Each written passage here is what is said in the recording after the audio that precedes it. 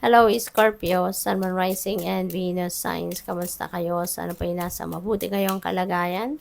Welcome back po sa Star Tarot. Kung bago kayo rito, welcome din po kayo. Please subscribe, like, share my videos, and leave me comment kung naka-resonate kayo. Thank you. Ang dami. Okay, so isa-isahin natin ito. So, patience. Be patient and allow destiny to unfold at its own pace. Ayan. So, this is a very important calling para sa'yo na matuto kang magpasensya, matuto kang magtiwala, diba, sa universe. Allow the universe to unfold. Kumbaga, kung ano man yung mga bagay na dapat mag-unfold. Huwag na nating ipagpilitan, ipagsiksikan kung ano yung outcome na gusto natin. Let's just embrace whatever is unfolding kasi yan ay kagustuhan ng divine universe. So, learn to be patient, okay? Creation, being creative is a wonderful way of witnessing the unfolding of your limitless creative soul.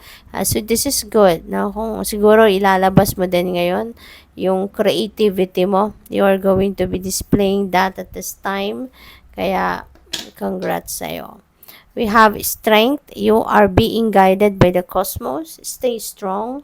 A positive outcome is assured. Alright? So, magpakatatag ka. Okay? Scorpio, ano man ang sitwasyon na meron ka sa buhay, activate your inner strength and courage. Okay? Lakasan mo lang ang inyong loob. Tibayan ang inyong dibdib, because that's what you really need.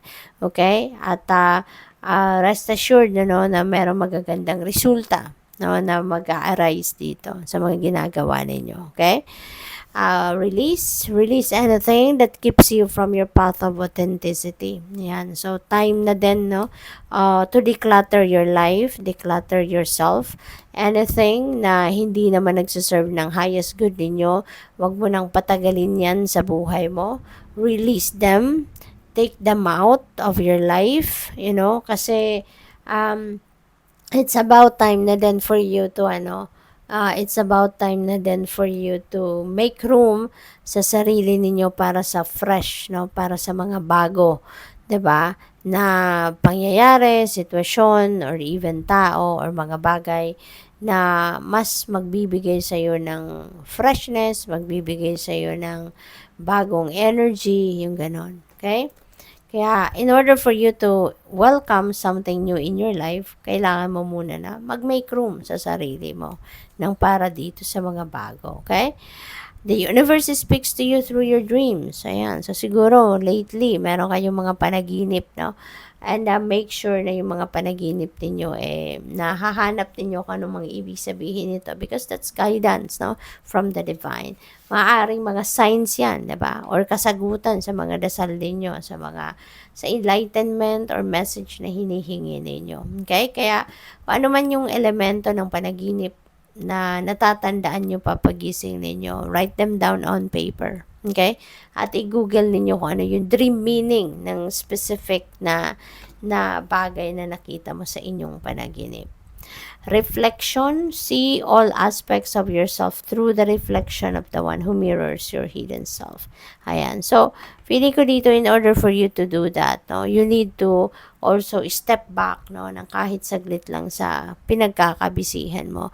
And, mag-reflect ka, mag-contemplate ka, magmuni-muni ka. And, kasi may mga madidiscover ka dyan about yourself. Kapag natahimik tayo, kapag tayo nagpapahinga, tahimik din yung isip natin, 'di ba? That's when our soul starts to speak to us. At makikita mo diyan yung mga dapat mong ma-realize. So we have magnificence, you are amazing, you are magnificent and unique.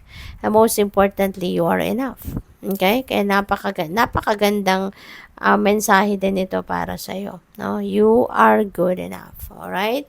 Katulad din ng ibang tao, you are enough. Okay? Kaya wag mong maliitin ang sarili mo ha, Scorpio. Do not underestimate yourself kasi lahat tayo, may kanya-kanya tayong talento, may kanya-kanya tayong skills and spiritual gifts na binigay sa atin ng divine universe. Kaya, wag mong maliitin ang sarili mo.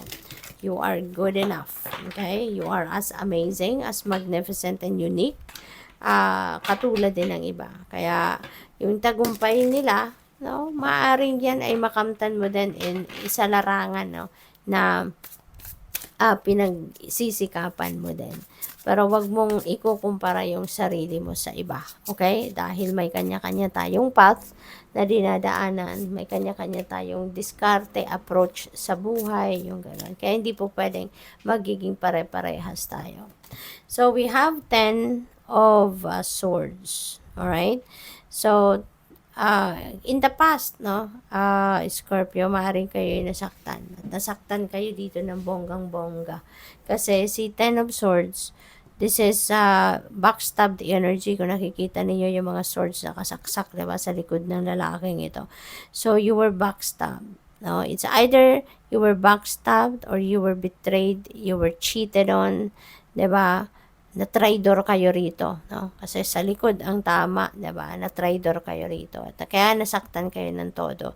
Kasi ayun, hindi ninyo sukat akalain, no, na kung sino man ang gumawa nito sa iyo ay magagawa niya 'yan sa iyo. You know, you've never expected that. Kaya masakit sa kalooban ito, no? But for the longest time, no, you harbored that pain, you harbored that resentment, no, sa puso ninyo. Kaya mas lalo kayong nabigatan, mas lalong nahirapan, no, sa buhay.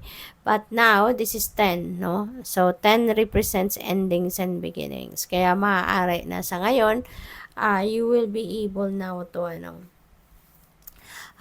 let go, no, yourself from this bigat, no, na pakiramdam. At maaaring handa na kayo rito na bumangon, handa na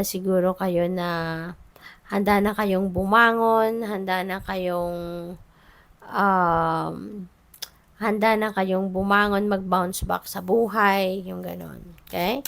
So, what else? We have the Hermit. Ayan. So, Hermit energy. Maaari, no, naghahanap kayo ng enlightenment. And that feels like, to me, na related, no? Kung ano man itong hinahangad ninyo that could be related to this. Siguro, nagdadasal kayo for enlightenment, nagdadasal kayo for clarity, at gusto ninyo na magkaroon ng kalinawan, no, sa inyong isipan kung anong gagawin ninyo. And it feels like to me, nahanap na ninyo yan. Kasi nga, mag-iisip na kayong tumayo, lumaban muli sa buhay, mag-move on. Diba? Kaya, definitely, mahahanap ninyo dito yung liwanag and you will be seeing the clear direction of where you're heading and what you're going to do next na sa ngayon. Pwede rin na baka meron kayong mga kakausapin, di ba? Or baka meron kayong mga kinausap na mentors, mga ganon, life coach, spiritual people, diba, na siyang nakapag-advise din sa'yo. So, that is also possible. So, good luck sa'yo. Thank you for watching. Love and light. Namaste.